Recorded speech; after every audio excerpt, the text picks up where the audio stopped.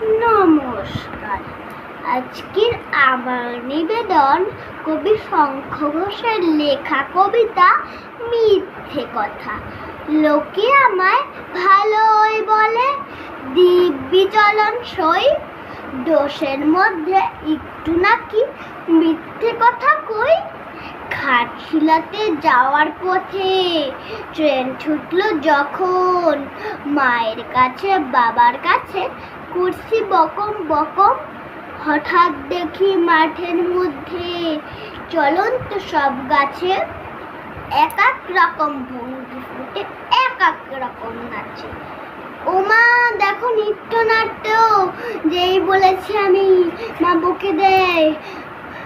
বেড়েছে তোমার বড্ড ফাজিলামি, চিড়িয়াখানার নাম জানো তো আমার সেজো মেশো, আদর করে দেখিয়েছিলেন পশুরাজের কেশর। নমস্কার।